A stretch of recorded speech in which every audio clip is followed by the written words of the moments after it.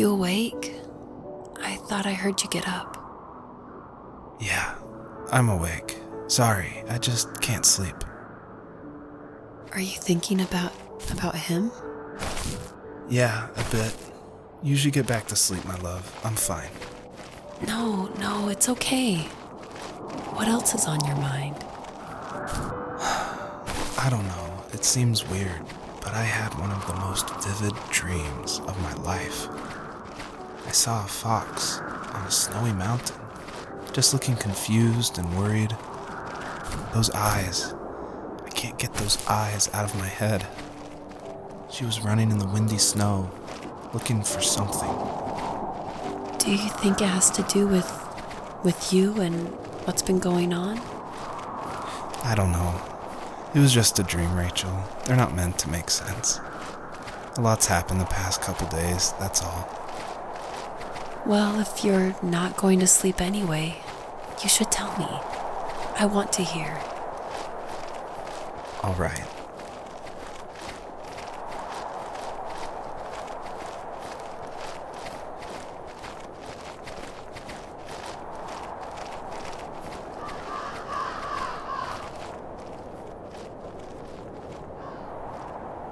So, not far from her home, she followed that path to something unexpected.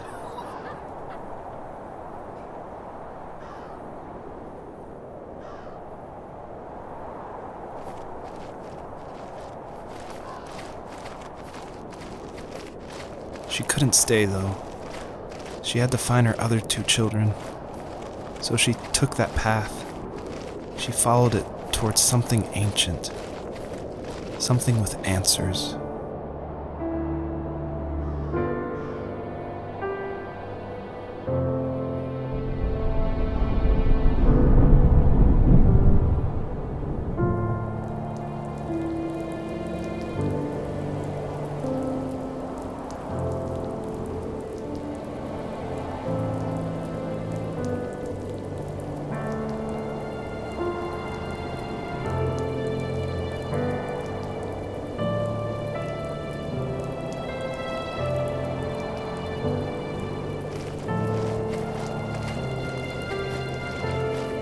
The fox looked high and low, searching for any sign of her cubs.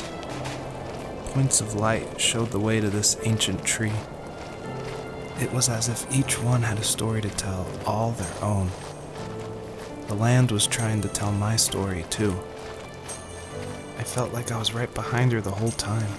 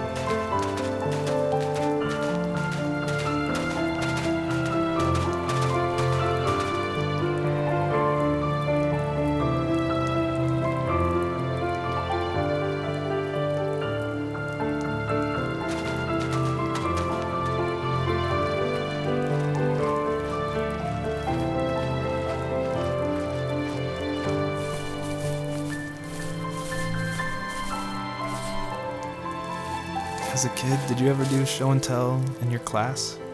Yeah, I think I only did it once, when I was in the 4th grade. You know how my life was around then. I wanted to show my class what helped pass the time and distracted me, so I brought a dozen paper cranes I had made. I think I told everyone how badly I wanted to be a bird and fly, embarrassingly enough. Don't be embarrassed. Every kid wants to fly. For me, it was another toy from my dad, a wooden boat. I remember guarding it so carefully in my hands as I walked into class. When I sat down, a group of boys immediately made fun of it. They asked which trash can I found it in, or why an ugly log was my favorite toy. When I got up, I didn't even want to tell them my dad had carved it. I said it was a joke gift my friend had given me. Kids can be so cruel. Some of them are. I shouldn't have let them get to me, but it did. It's amazing we bounced back at all.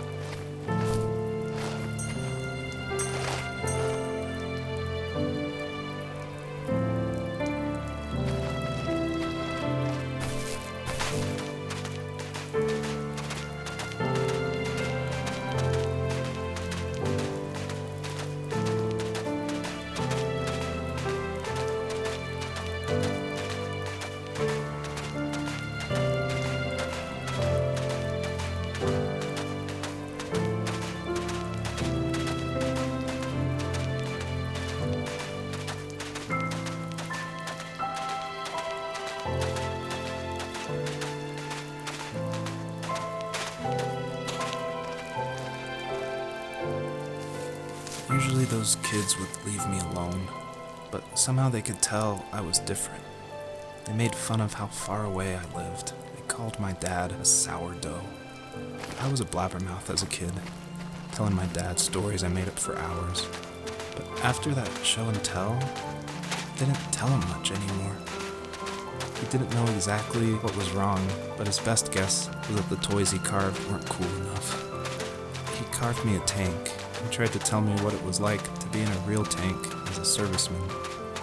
I didn't know your dad was in the military. Yeah, in the army. The sad thing is that I'd pretty much forgotten until just now. There's so much I still don't know about him. I'm sorry. He knows how much you love him. You're going to see him again soon and have some closure, I'm sure.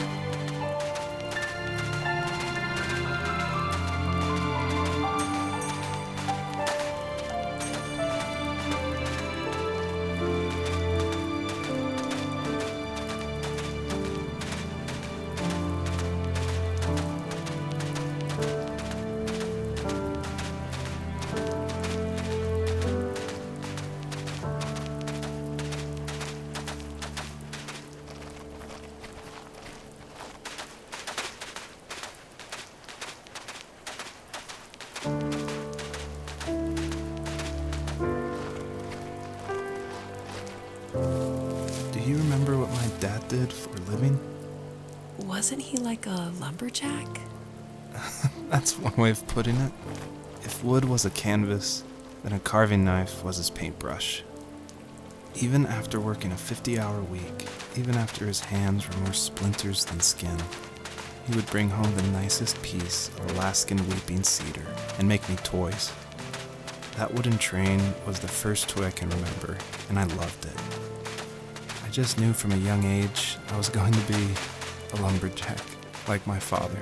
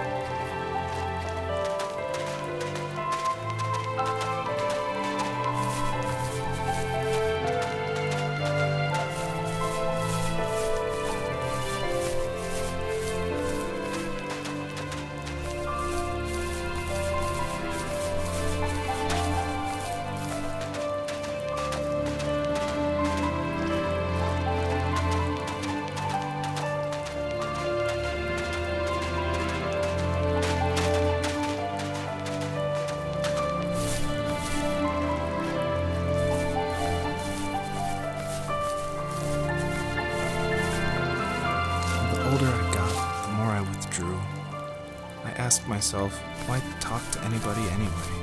Why bother when I'm happy by myself?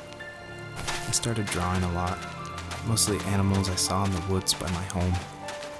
I then imagined designing my own hideouts with things like TVs and pantries full of chips and cookies. I think that idea of leaving home and drawing blueprints started my career. I found a lot of solace in that. I'm not surprised, but I did the same thing, you know? There's something special about having a place to call your own. And now look at us. Well, if you count renting in an overpriced city. It's as close as we can get for now.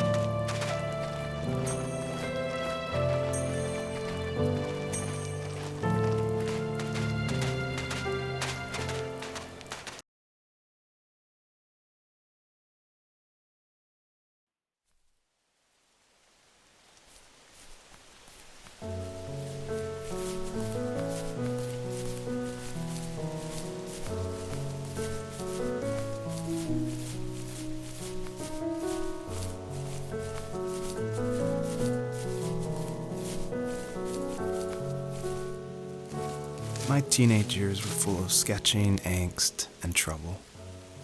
I wasn't popular or unpopular. Maybe just forgettable. I guess that gave me a sense of freedom, so I hung out with crazy kids, doing crazy things, even though I mostly just watched the chaos ensue. We did it all. Put fireworks in mailboxes, hide roadkill in people's garages, break windows of the barber shop in Anchorage. My dad was furious, but he was so busy working he couldn't do much to stop me from going out. I think being an adult means there's no one to stop you making hard decisions. He had to make a living, and he couldn't be in two places at once. Yeah, I realize that now. But at the time, I was sure he was more interested in growing his business than what was going on with me.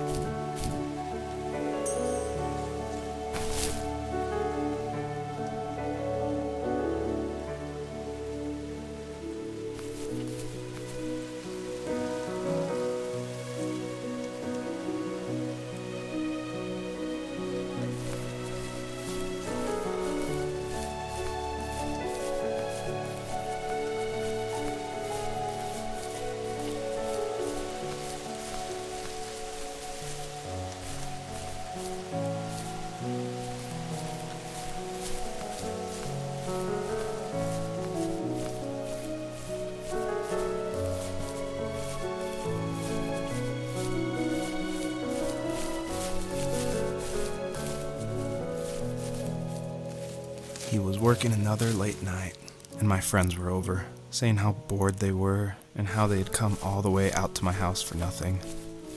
One of them mentioned how that old, ugly beyond belief truck was still in the garage, and how we should take it for a spin.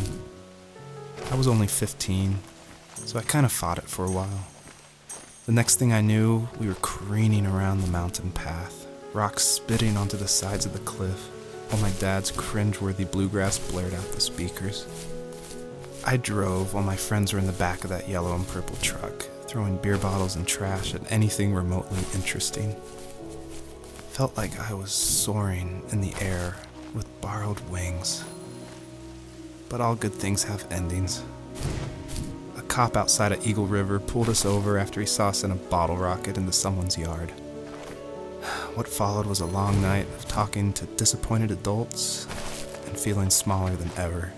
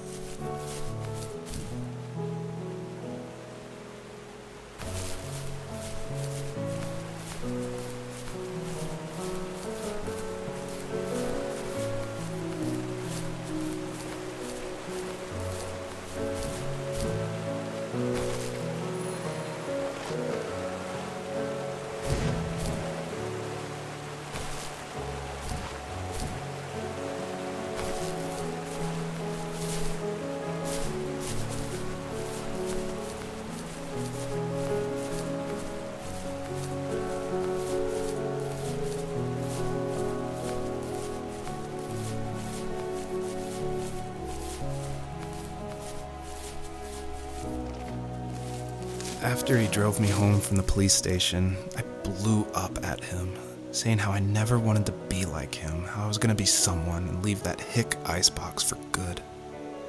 He just looked forward at the road with tired eyes. I took out that bluegrass tape from the cassette deck and chucked it out the window. In my sage teenage wisdom, I thought I had proved the ultimate point. But my dad had a different idea. He slammed the brakes, slowly bowed his head while gripping the steering wheel, and finally looked at me. All he said, like it was a polite request, was, "Make this right." I sat there in silence, fuming, but I eventually got out and combed every square inch of the woods, muttering profanity after profanity. I found it 30 minutes later, near a small waterfall off the road. I went back to the truck, put the wet tape back in, and sure enough it worked. We didn't speak another word to each other the rest of the night. Wow, I knew you were a crazy teenager, but... It's hard to believe, isn't it? It surprises me too. It's like I didn't really know who that kid was back then. I bet my dad thought the same thing over and over. It's almost like he was saying, "Make this right," to himself, more than to me.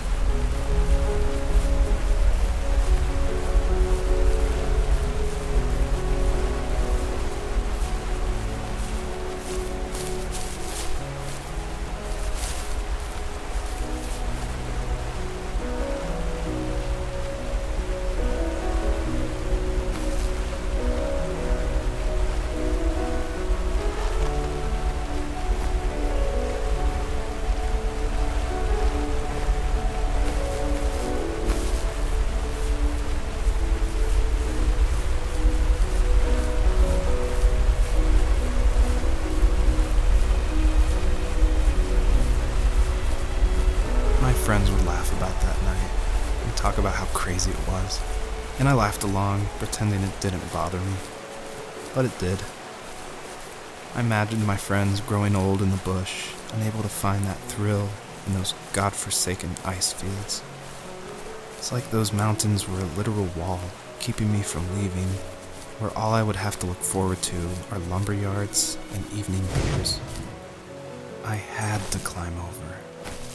That was my only goal for a long time.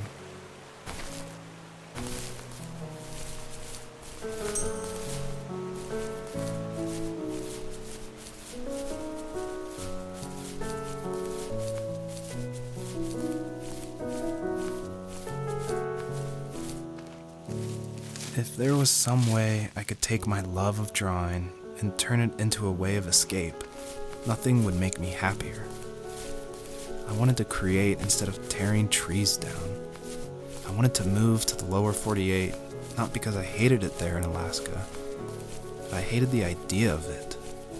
It's like all of that spite inside me had created this monster which followed me around my whole teenage years. I put so much energy into doing what others didn't expect of me. Why did I do that? There's one fact you're forgetting, though. If you didn't have that fire in you, we probably would have never met. You're absolutely right. Maybe the destination is all that matters in the end. But then why am I awake?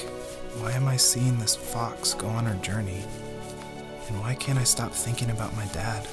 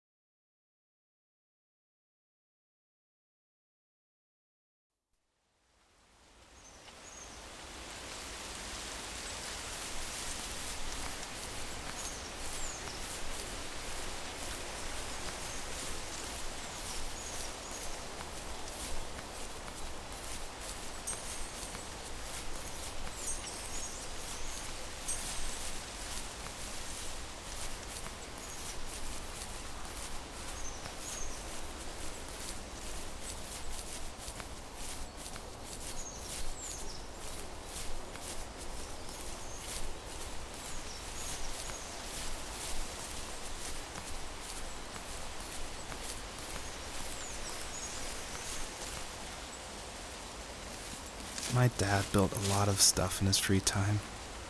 If he wasn't watching fly fishing or reading Tom Clancy novels, he was carving something. He made tons of birdhouses. Not that he was into bird watching, but I think he really missed working and adding on to the home. If he couldn't afford the time to build onto our own house, he would have to settle with watching birds move into their little homes. We kept an old mattress in the bed of that ugly yellow truck, so we would drive it deep into the woods and then watch the birds fly into their houses while the sun set. Usually it was accompanied by venison jerky or a cold Coke, but not a lot of talking, which is how we both liked it.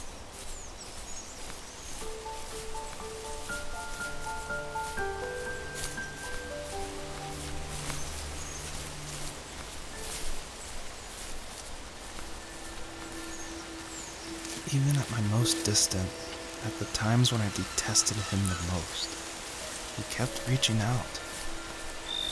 For a year straight, he asked me every week when we were going camping. I thought he was just dense. Eventually, to shut him up, I agreed. We carried out the worn lawn chairs from the garage and set up a cinder block campfire at the site we had always used behind the house. We walked down the mountain path, talking in the warm sunshine we only got a couple months of the year. Those 3 obsidian rocks shimmered alongside the shore, almost like sparklers pressed against a dark window. I'll never forget that wet stone on my feet, or how those massive mountains looked even bigger in the lake's reflection. I felt small, but grateful. As the sun set, my dad found something I hadn't seen for a long time. The tree where I'd made my first carving when I was 6. I hadn't even carved it. My dad had helped me, but I still called it my tree.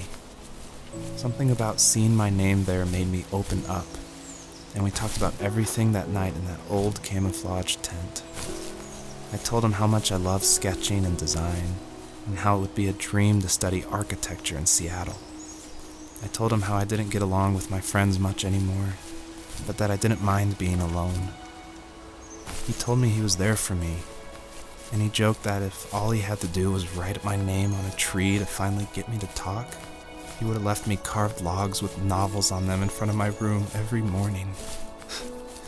I don't know why it took me that long to realize it, but it was then I knew how much he had sacrificed for me. On our property, there were old abandoned pieces of a shed and car long left unused. I used to ask him all the time who those people were that left all this junk, and I'm sure he got so tired of hearing it that he made up some elaborate stories how a brown bear ate them and haunted the woods afterwards. What's funny is I think it made those people seem more real. Growing up thinking they were still hanging out like they couldn't say goodbye. I used to tell my friends how I could swear I saw spirits move near the water, and that always freaked them out. I guess it didn't bother me, because the way I saw it, they were normal people with old cars and sheds, just trying to figure out how to survive and be happy in the middle of nowhere. It was a cool thought that they didn't want to leave, but I was a weird kid. Well, you had good company since those ghosts like living in a place where they were brutally devoured.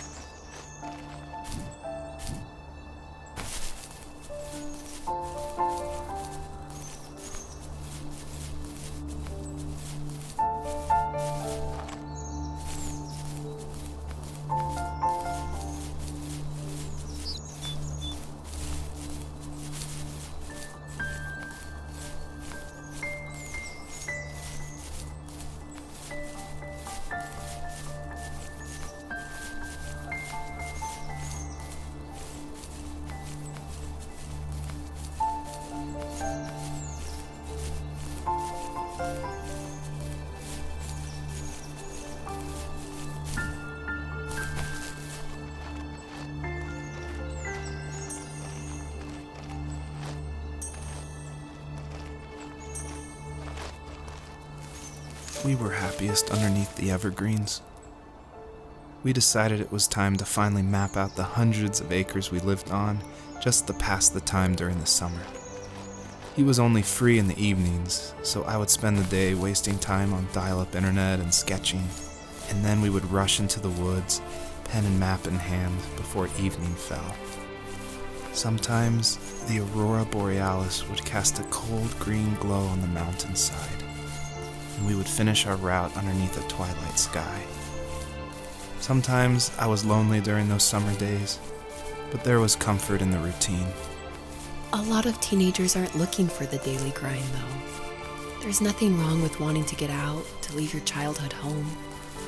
You wanted to progress, to make something of yourself. Yeah, you're right. That house. I'm sure it's the same as how I left it. But then why does it feel so different? I doubt you're the only adult to have looked back and asked that question.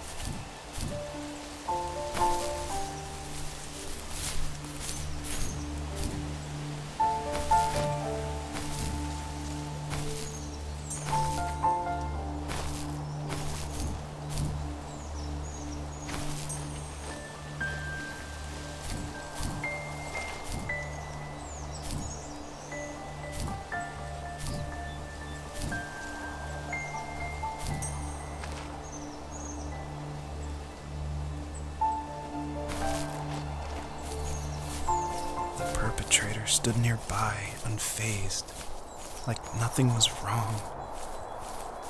My dad is dead, and he's never coming back, Rachel.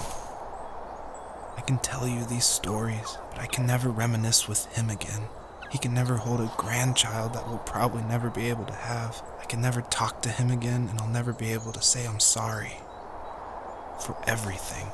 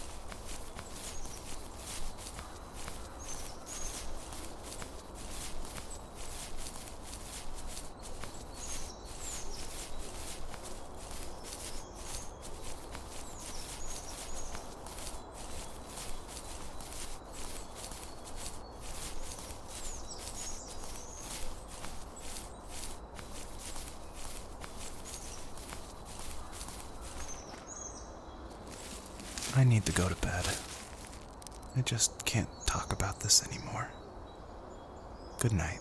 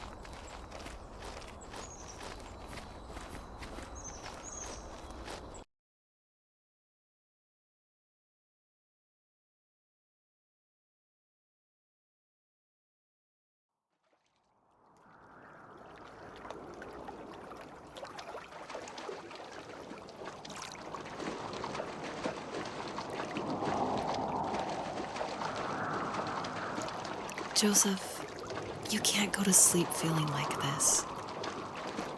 I'm sorry for everything, and I know you need space, but I'm here for you. You don't need to feel so lost.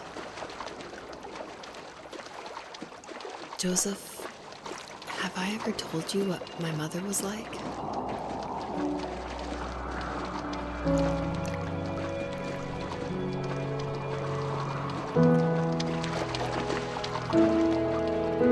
You know what it's like not to have a mom at home.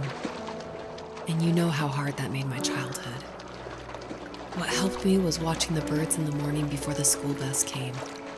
I thought that my mother was one of those birds, and it made me want to be free like her. My mom taught me how to fold origami cranes while she was in the hospital. So I told myself I would fold one every day until I could fly myself.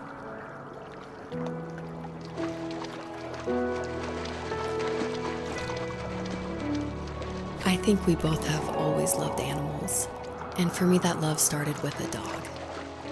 Sometimes this Rottweiler would come up to our property line and wait at the fence for me, but only once in a while. I was sure to check every day immediately after school, and it usually ended in disappointment.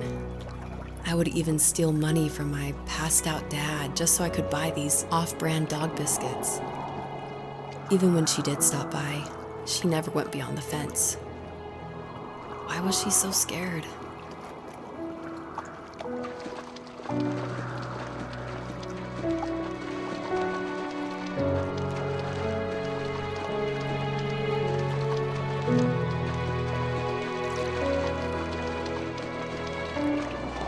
I think my dad was the opposite of your dad in almost every way, except he was in the military as well.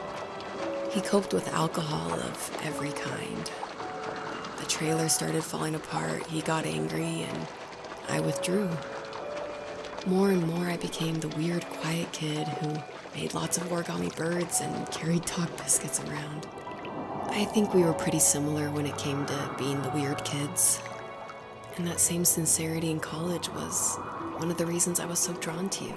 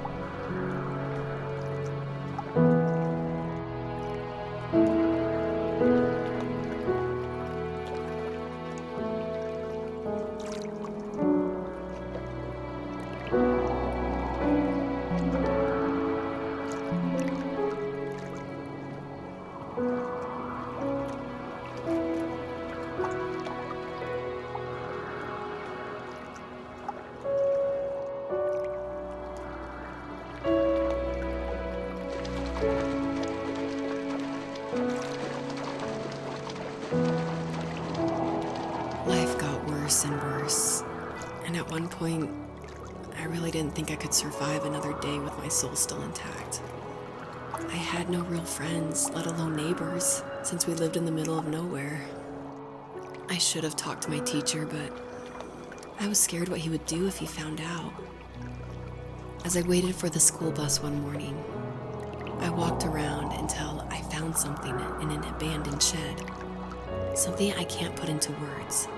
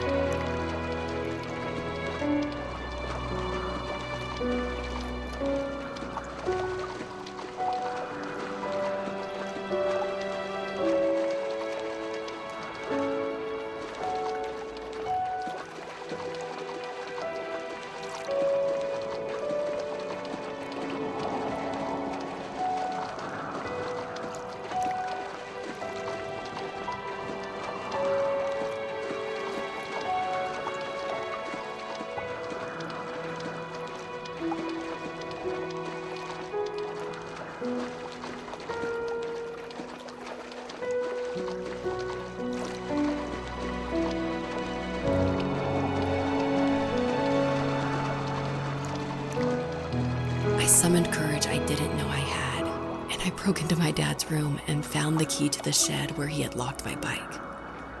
I'll never forget that feeling, the wind rushing by my ears as the sun rose over fields of wheat. I was flying for the first time. I biked as far as my legs could take me until I found a house that felt friendly, and that felt like home. Those strangers helped me in so many ways. And if it wasn't for them, I wouldn't have found my foster family. And if it wasn't for my parents, I wouldn't have met you.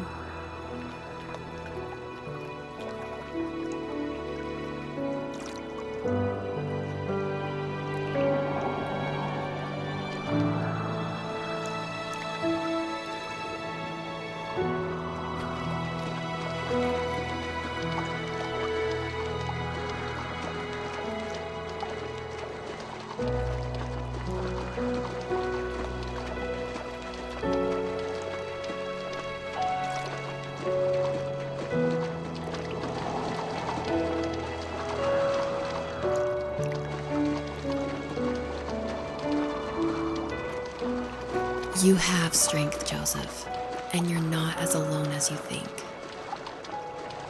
It's all just so pointless. Just waiting for life to happen. It's like having the home I always wanted is cursed out of my reach. The thought of being a parent myself. How could I do that when I couldn't even be a good son? I'm sorry. I know what you're saying. I just don't know how things will work out. These quiet hours will turn into years. We'll wonder which roads passed us by. Then we'll forge a new road together. Besides, I discovered for myself that one fateful morning where any hopeful road leads to. There may be thorns and mist, but it always leads to the same thing.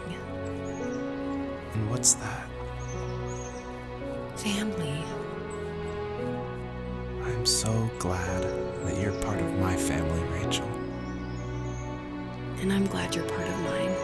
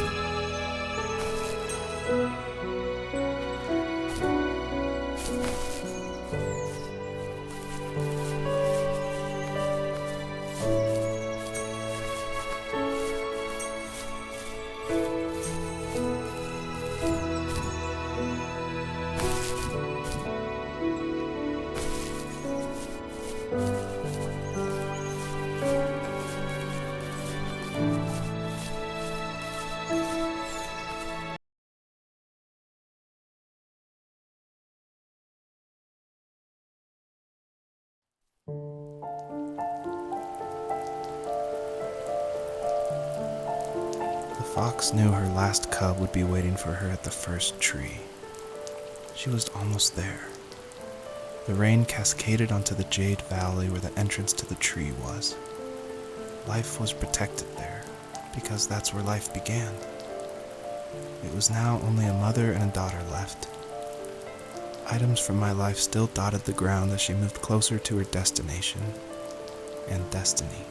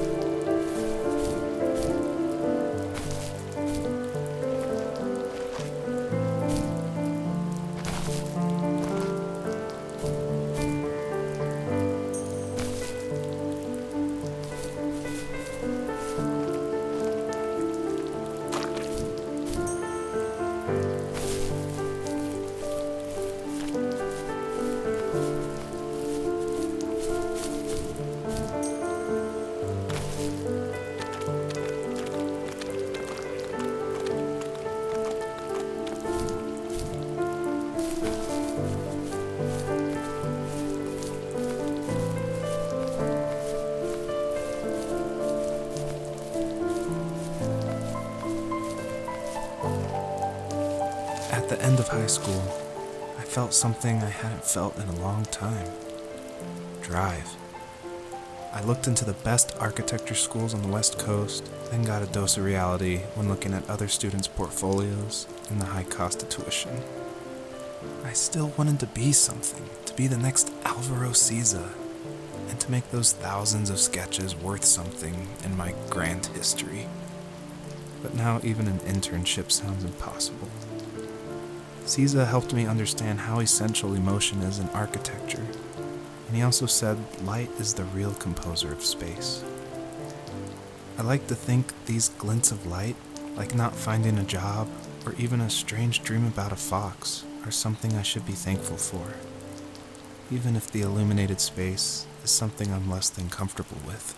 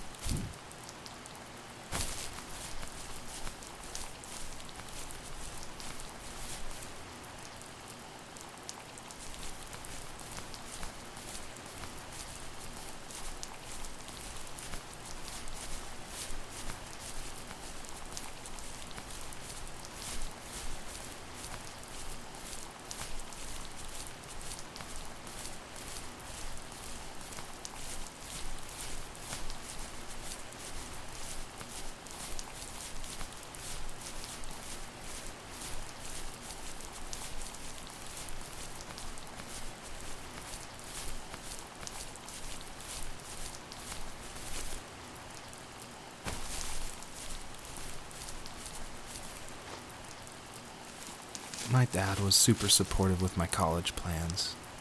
To a point. Things were okay until this terrible accident happened. I guess a forklift flipped over due to a bad axle, and it crushed one of the workers there. My dad didn't eat for days, even though he wasn't directly involved. It devastated him. Not only did it hurt the business, but it just freaked him out. He would talk in his sleep, muttering things about firing people and saying sorry.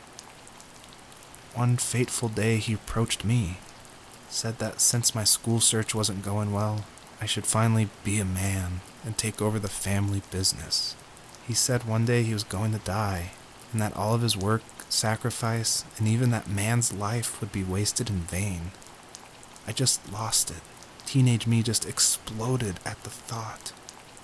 I screwed up. I said things I shouldn't have. He was having a crisis, and I pretty much spit in his face.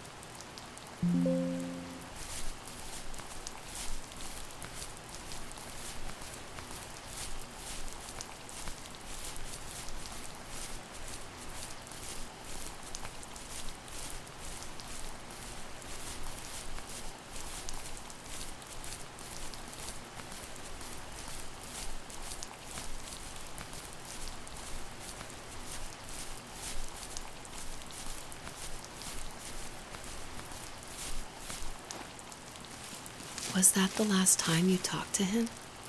No, I called on holidays, and he would call on my birthday. I guess we acted like nothing ever happened, which was stupid.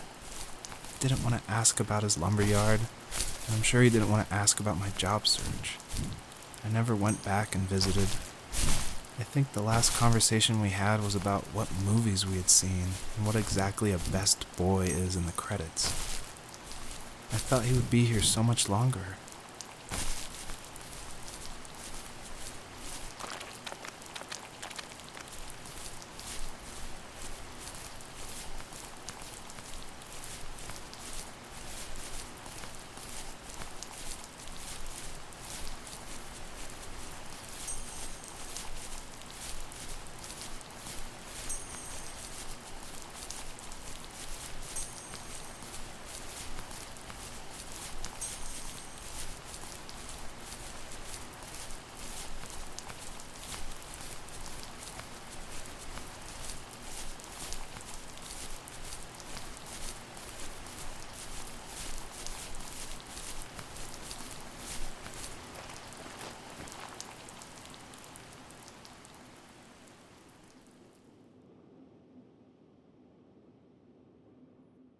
In the distance, the first tree illuminated the wasteland. She couldn't go home anymore. She did the only thing she was capable of: moving forward. My dad died alone in the middle of the wilderness. I should have been talking to him more. I should have done a lot of things differently. If the first tree on earth brought life with it, if it taught the birds to sing and fly and showed saplings how to grow, what could it do for us?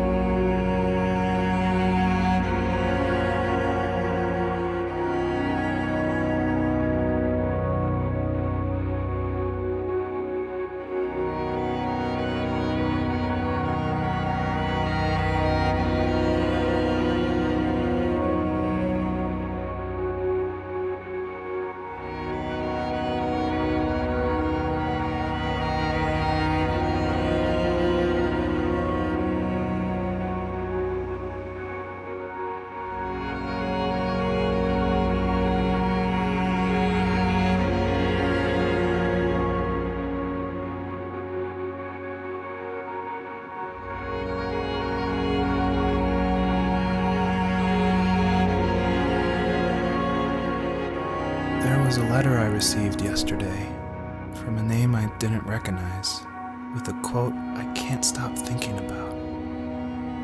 Death is not the opposite of life, but a part of it. More and more, I'm realizing one important truth. Each of us have our own journey to the first tree, but sometimes I'm not sure I'm ready to take that first step. You already have my love.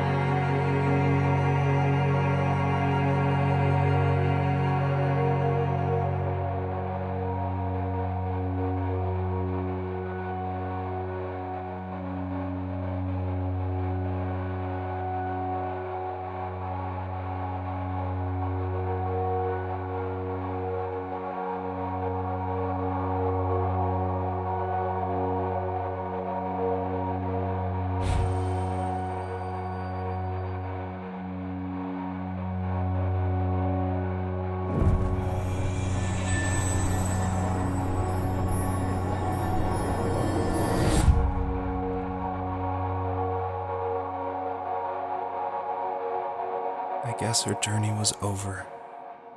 But I have no idea. It was only a dream, a distraction from tomorrow. I don't think dreams normally bring back to memory so many important feelings. Maybe it was just a dream, but it was also a gift. Yeah, I suppose. But tomorrow we're getting on a plane to the last place on Earth I want to be. The only person that would have made the trip worth it is gone. You're going to see him and be with him one last time before you say goodbye. I have one last quote for you by Emerson, sealed in an imaginary letter from me to you. It is the secret of the world that all things subsist and do not die, but only retire a little from sight and afterward return again. Go to sleep, my love. We have a big day tomorrow, but I'll be there with you every step of the way. Thank you. Thanks for listening. Good night, Rachel. Good night, Joseph.